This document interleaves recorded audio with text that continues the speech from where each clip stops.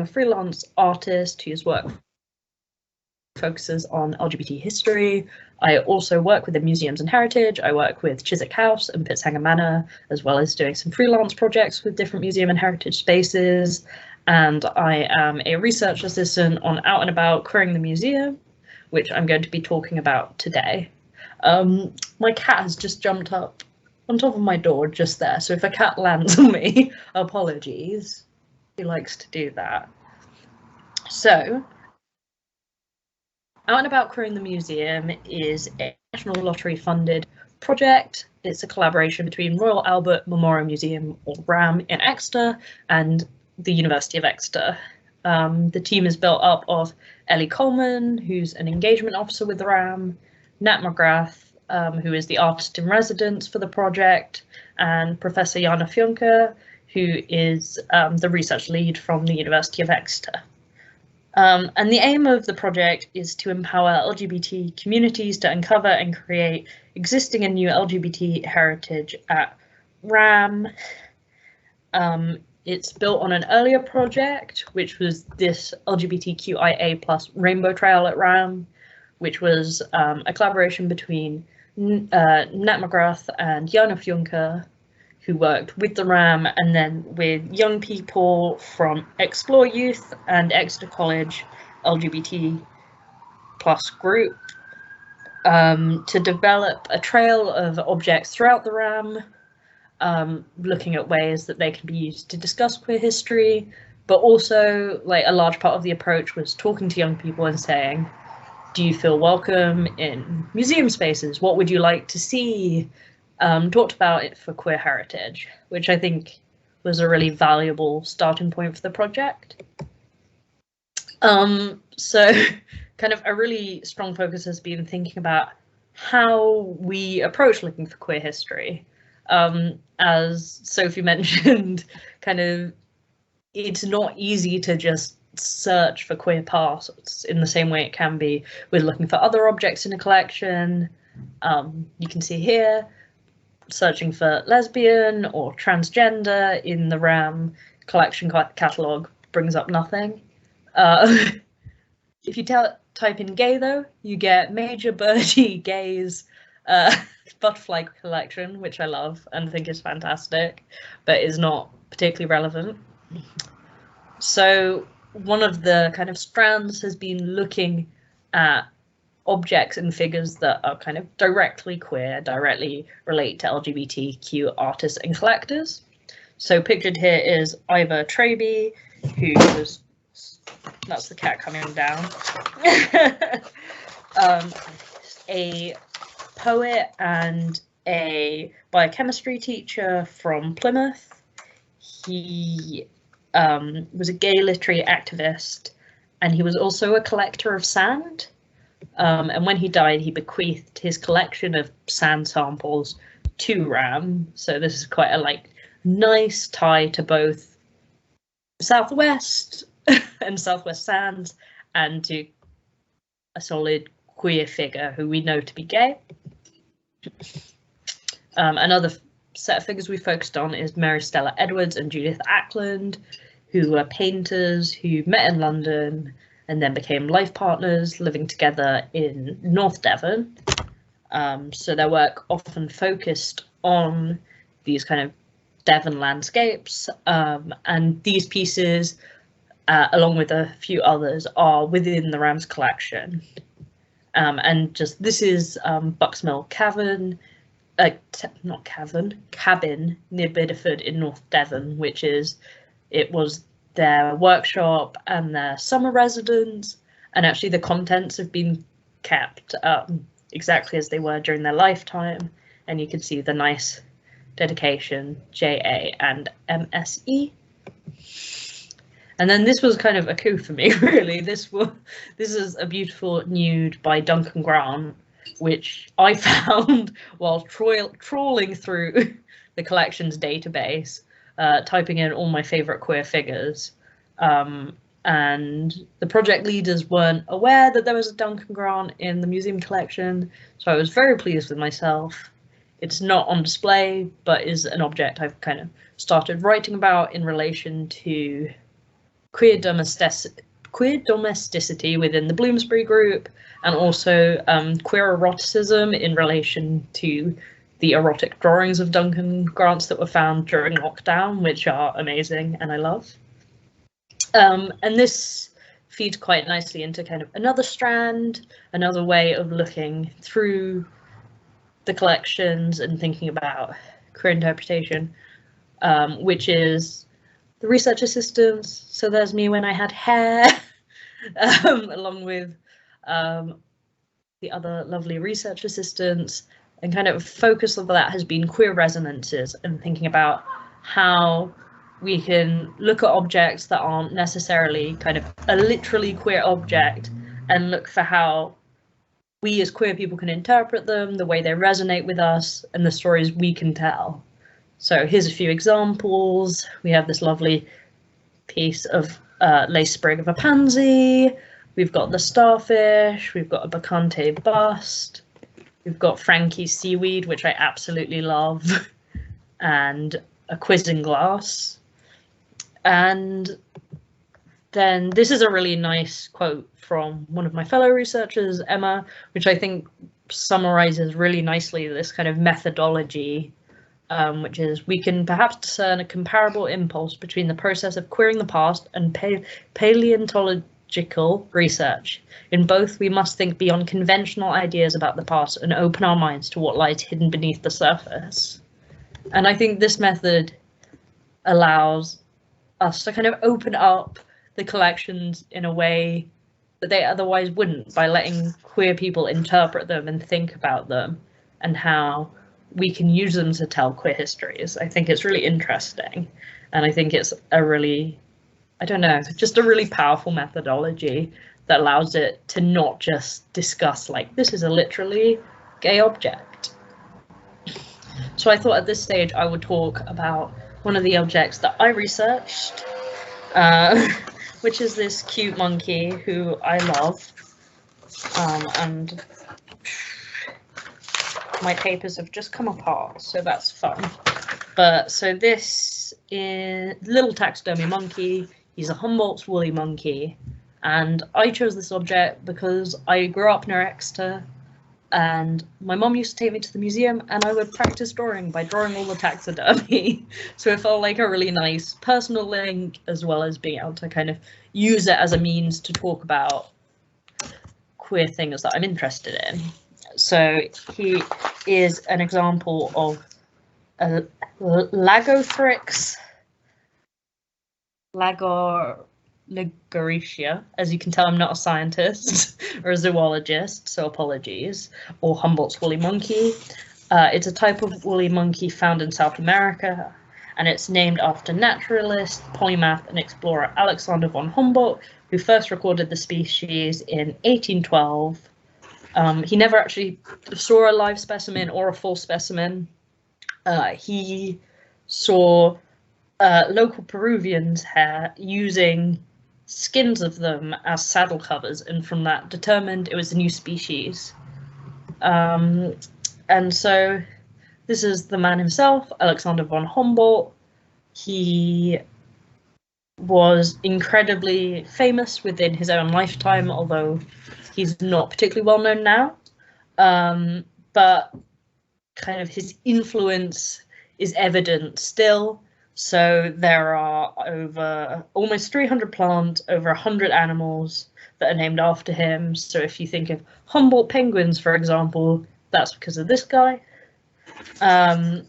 He discovered the magnetic equator, came up with the idea of climate zones, and was the first to talk about human-induced climate change during the Romantic period. So he was very ahead of his time, and a lot of his scientific ideas are things we take for granted now, which is why I think he is not that well known in kind of a funny kind of way. And one of his key principles was instead of seeing nature as kind of separate individual parts, we should see it as a whole that's interconnected and all influences each other. So in that way, he was kind of a really big influence on the Romantic poets as well. As his biographer Andrea Wolf says he wanted to excite a love of nature at a time when other scientists were searching for universal laws. Humboldt wrote that nature had to be experienced through feelings. And this is like a baffling but incredible example of how he thought about nature. So this was an illustration by him. It is of... Lost that page. Sorry, apologies. It's a volcano in Ecuador, Chimborazo volcano, and all of this data down the sides is plants at different elevations, it's humidity, precipitation, and kind of how all these things interlink and interact with each other. So he was kind of the first to think about nature in this way. During his lifetime, it was pretty widely acknowledged that he was gay. His friends and his colleagues knew that he had relationships with men, including a 2-year affair he had with a soldier named Reinhard von Haften, who, after their 2-year affair, Haften married, and Humboldt lived with Haften and his wife for 6 months. But despite this kind of everyone knowing this in his lifetime, he is not widely acknowledged as a queer figure now, because like in many cases in queer history, all of his personal writings were destroyed, including his love letters, which his sister burnt after he died. And because of that, modern biographers often say, oh, some people during his period say he was gay, but we've got no physical evidence, so probably not. And he's kind of treated as this kind of scientist who was too busy to marry, and yeah, not really, sorry, my cat is being very distracting, not really framed within these queer contexts. And I think this can tell us a lot about the burden of evidence when speaking about queer histories. In many ways, with stories of sexuality and gender, we are asked to prove things that can't be proved in ways that other areas of history are not asked to. And yeah, it makes it really...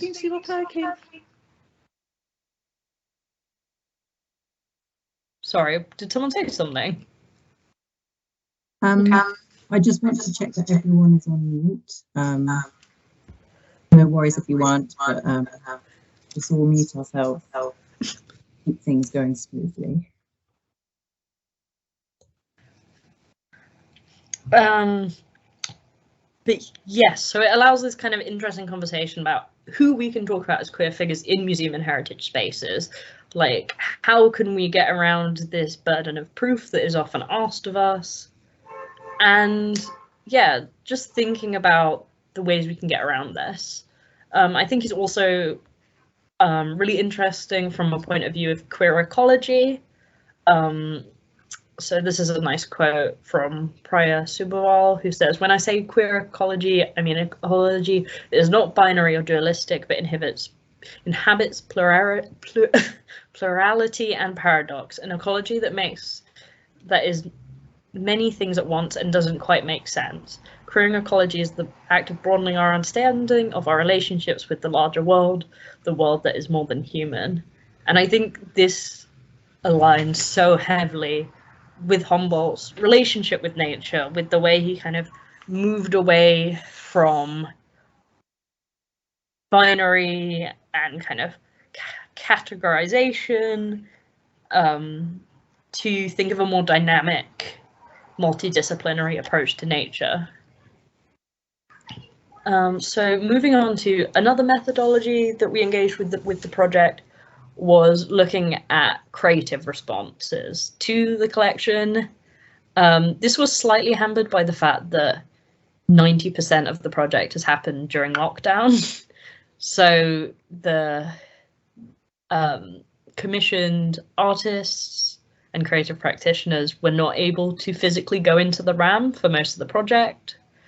So we had to kind of reapproach how we did that, which has meant we've had a couple of really amazing online talks and online showcases of creative responses to the project. And I think, again, this is a really important way of kind of moving beyond literally just searching for objects that have a very clear queer history, and being able to think a bit more outside the box about how we can interpret queer collections.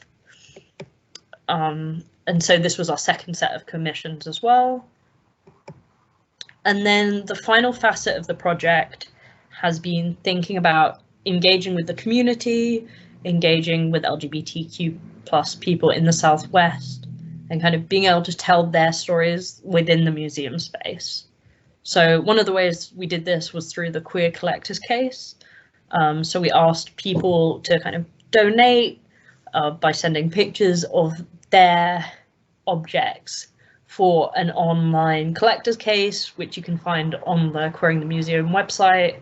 As you can see, we've got some really lovely items, including a transmasc person's scar massage cream, this incredibly camp rabbit lamp as well, which I adore. So yeah, it allowed people to bring their own histories, their own stories into the museum space rather than them interpreting the museum collection. And this kind of has developed and culminated in kind of a really exciting output of the project, which has been our object-led LGBTQ life stories. So unveiled last week was our installation made in partnership with Stand and Stare. So it's this beautiful, beautiful butterfly-shaped installation covered in different objects. And so this was created by local LGBTQ plus people gave interviews. They each chose an object from the museum's collection that resonated with them in any way that they felt kind of resonated with them, allowed them to tell their stories that they related to as a queer person. So for example, I contributed one to this. It's this little moth up here because I have a big tattoo of a lunar moth on my arm. And so I talked about kind of from that object using tattoos as a trans person to reclaim your body. So it didn't have to be a kind of academic museum and heritage led approach. It was much more an oral history approach that allowed us to discuss local people's experiences as queer people. And so yeah, we have buttons here that allow you to scroll through each object. They light up beautifully. The buttons are really tactile. They make a really satisfying pushing feeling. And then you can select an object, and here I think it's about 1.5 minutes of people talking about why they chose the object, what it means to them. And really excitingly, this is a permanent installation, which I think often with trying to queer museums and anyone who works in kind of trying to do interpretation in museum collections knows from a queer perspective, often you're kind of fighting to move this interpretation beyond just being, ooh, here's a exhibition for LGBT History Month, for Pride Month. You can write an online blog about it, which will disappear, etc., etc. So being able to have something permanent that relates to queer people in the Southwest experiences feels really powerful, and it's why things like the Queer Museum is going to be really exciting. So yeah, this kind of feels like a perfect culmination of our work. And we launched it last week. We had a really nice launch party, and I'm excited to see how people engage with it, what people think. And yeah, that is out and about queering the museum. So I think that is me for the moment. Thank you, Rowan. I've learned so much these past 2 days about various projects that are happening up and down and across the country. I did know a bit about the project in Exeter, but because I've kind of worked adjacently with Yana on the Orlando in Lockdown Adventures in Time and Gender Rethinking Psychology project, but it's really from my point of view, it's been very interesting to learn about the other initiatives that the University of Exeter are involved in. And indeed, I've always been very impressed with their approach to public outreach, particularly Jana. And the pronunciation, that seems to be a running theme. Did you say Fionka? I think it is, yeah. Yeah, I think it's I've been saying funk, but like that's a really flat, do you know what I mean? And sort of yeah, no, I think it's very German. I think yes, it's yeah. But yeah, she's fantastic.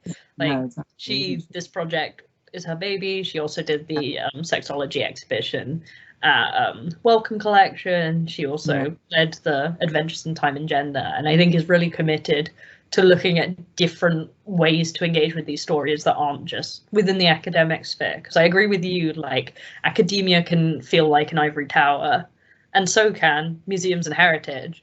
And exactly. I think one of the big problems is lots of places kind of starting to do the engagement, starting to kind of tell queer stories, but not doing the work to bring queer people in, to make them feel welcome, to make it feel like it's a space for them. So like another component of the project was working with the museum and making sure that the volunteers and the staff felt empowered to be a part of it and to not feel kind of nervous about presenting LGBTQ plus stories, not feeling nervous about kind of addressing people's gender wrong and things. And so I think that's a really key thing that often gets forgotten, is you've got to make the space welcoming, and part of it has to be not just having exhibitions, but looking at different ways to tell stories, to engage with people.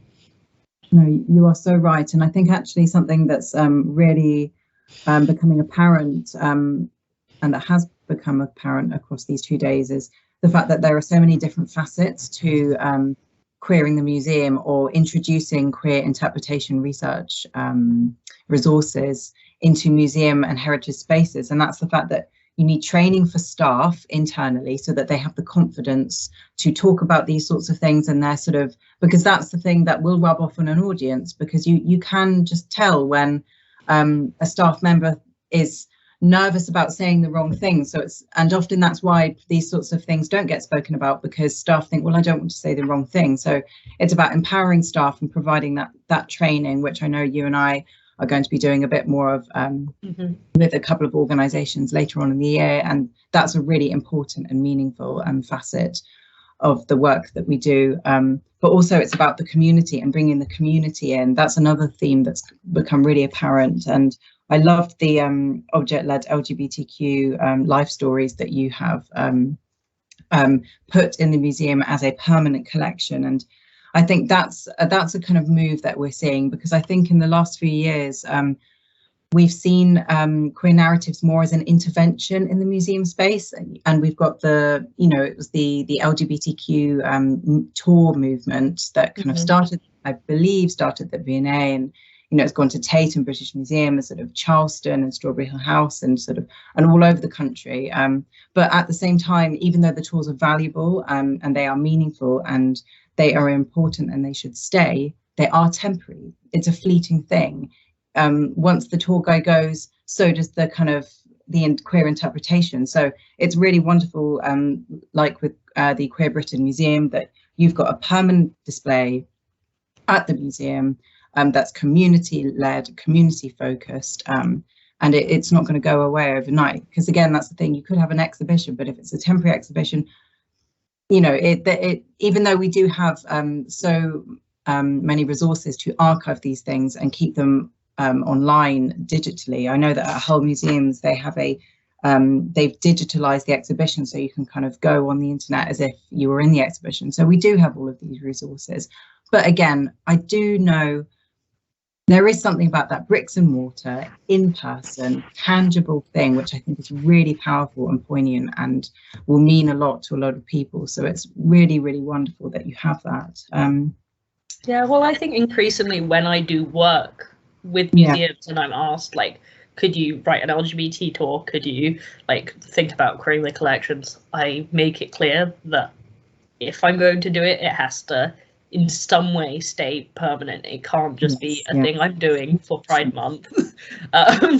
So yeah, and I think different places are doing it. I know that So with Chiswick, I'm going to be writing a tour for them, which will be a permanent tour, not a, monthly based tour, but it also will mean that kind of part of that interpretation will go into the room guides, for example. And and I'm working on a kind of a community outreach project for that as well, where I'll work with a local community group and work with them looking at the queer histories and let them create a creative output. And I think those are the things that are important to make it feel like we're actually doing something that our voices are being like valued within these spaces, and this knowledge is not just being kind of used to look like you're engaging with diversity, which can sometimes feel a bit like it is. Like I know how many messages I got at the beginning of LGBT History Month asking me to do various projects. It was like, could you pay me year-round though? Yeah. Please pay me as well. That would be great. Yeah. No, I think what we've learned is over the past 2 days is this idea of covering all bases and seeing the queer museum practices from all angles and all facets of an organization, the inside staff and then the sort of external audiences and visitors. And I think it's been really enlightening for me to sort of actually realize that they all need to work in unison and in dialogue with each other in order for us to get kind of meaningful, permanent things in these sectors. And I think I'm going to tie this into the fact that queer history can so often be fleeting or hard to pin down, but I do know that a lot of what we are doing is trying to find new approaches for looking at queer histories. So I think trans history is quite an obvious one because, in the past there weren't the kind of medical affirmation kind of procedures or processes or kind of transitions that an individual can take. And so therefore, we find this kind of potential conflation with other identities although I actually don't think conflation is the right word. I think it's more of an overlap actually, or a kinship between other identities. For example, the masculine woman, the mannish woman, the sort of the butch lesbian, and then kind of trying to sort of make space and saying, but they're also sort of, we need to consider trans identities and gender non-conforming, gender variant identities. And I'm interested to know how you have begun to wrestle with this in a museum setting, because I've done it a bit from an academic setting. I'll give an example. So my master's dissertation was on a writer called Radcliffe Hall. Probably needs no introduction, but in case, English writer, wrote The Well of Loneliness, published in 1928, caused a huge obscenity trial for the line, and they kissed full on the lips. It got all of the highest echelons of British society outraged. But Radcliffe Hall as an individual is very interesting because she or they was masculine presenting, and I wrestled with this in my dissertation, and it was Yana.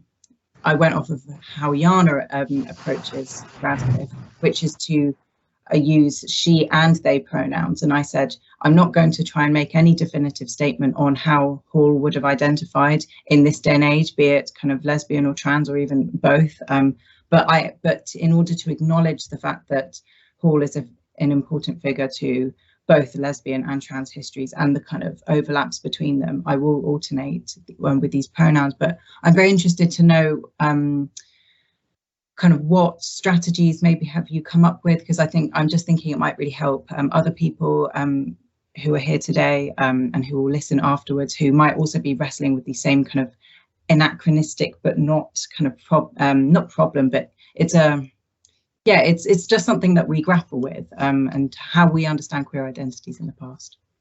Yeah, I think as much as museums and heritage have moved forward quite quickly in kind of the last 5 years with looking at kind of LGBT identities, I think trans is still something places are very nervous about and are starting to do the work at.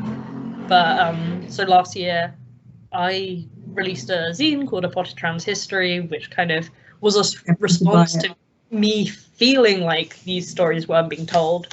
And kind of the starting point for that for me was going to an exhibition that featured Claude Cahun and had their kind of famous quote, feminine, masculine, it depends on the situation. The only gender that always suits me is neuter. And then nothing that kind of related that to gender. It was just there as a statement with no further interpretation. And I felt very frustrated by that, because as a non-binary person, it felt the closest I had felt to feeling represented in a museum and heritage space at that stage, but like also just like it just hadn't gone the full way. Yes. Yeah. And I think with figures like Hall, like Claude Cahun, like Gluck, who are all figures I'm super interested in, there is this kind of conflict where I agreed, like I also use she, they pronouns for Radcliffe Hall, I use they, them for Gluck and for Claude Cahun, but they obviously are figures that are both hugely important for lesbian history and for trans history, I would say. Like Radcliffe Hall went privately as John and identified as an invert and kind of all of these bits, but didn't have, because she didn't physically transition, we kind of discount them from these kind of histories.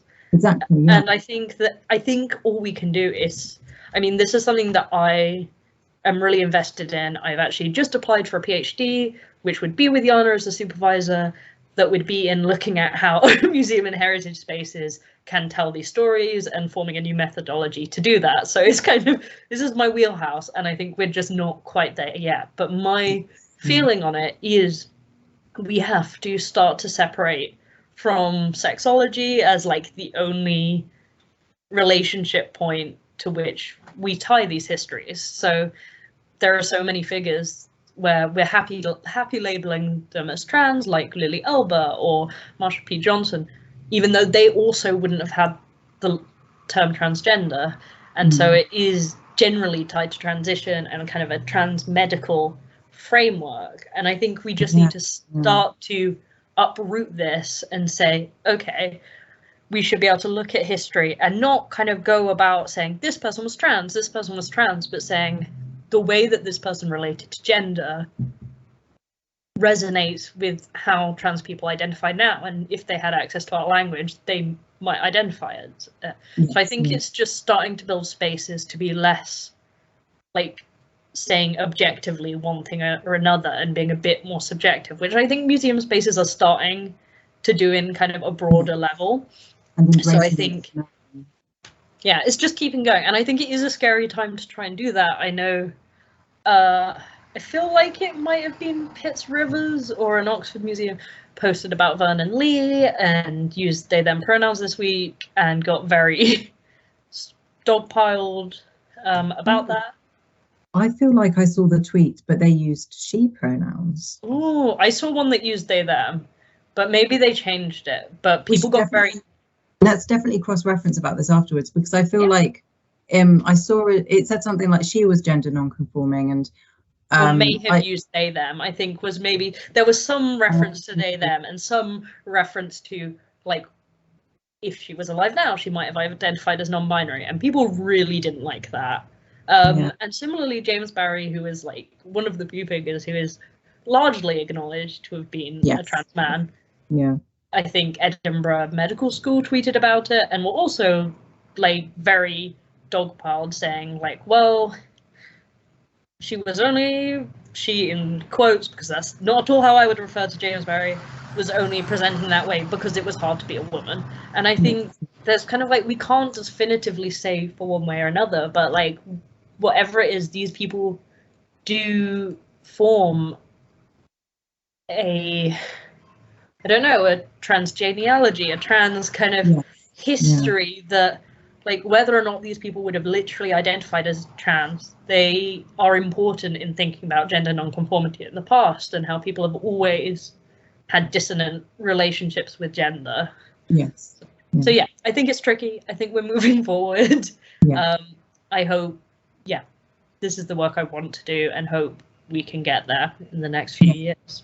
I think it's really exciting, but also very needed, because I think we've got to the point where we're more comfortable to sort of label someone in the past as queer or lesbian or gay or bisexual, but I think trans is still a kind of, people are very shy to use that word, and I mean, the thing is, yeah, we can't be definitive, but we can still talk about it. And I think that's the important thing to have. And you're right that we use transition as a form of proof. And well, if they didn't transition, you know, then they were just a masculine woman. And it's kind of like, well, mate, yes, that's a possibility. You know, we can't bring them in, drag them into the present and give them our terminology, which will probably come across as very, very bewildering, and say, what do you identify as? You know, so it's a kind of, and yeah, that it's it is a kind of tricky one. But yeah, I just because it's tricky doesn't mean that we shouldn't be talking about it. And I'm really excited by the work that you're doing,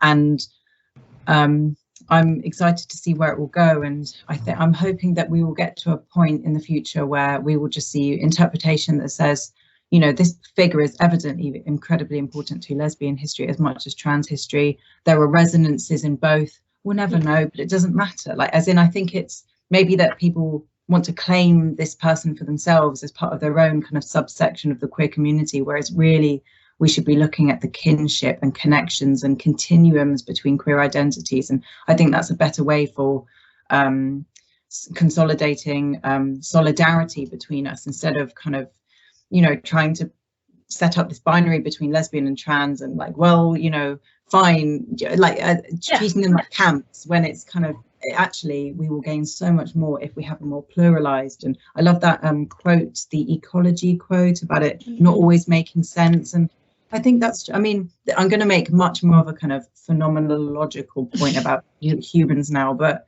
I don't think we fully make sense to ourselves. I mean, people can go through so many transitions or phases in their lives, and that's not to be like, oh, it's just a phase, but that's just humans. Like, we can't definitively pin down ourselves. I mean, we can use language and we can be sure of ourselves, but that might change, and all of that. And there's all of those sorts of things to account for. And yeah, I think it's misguided to think that when we're using the word queer, that we're sort of, you know, I don't know, calcifying or kind of making something 2D, making a person 2D, when we're just trying to illuminate a different facet of a person. And, you know, that's a really important distinction to make in all of the work that we do, and something that I guess we will continue to show to sort of wider audiences, that, you know, that's not our intention, you know, no matter what they sort of try and say.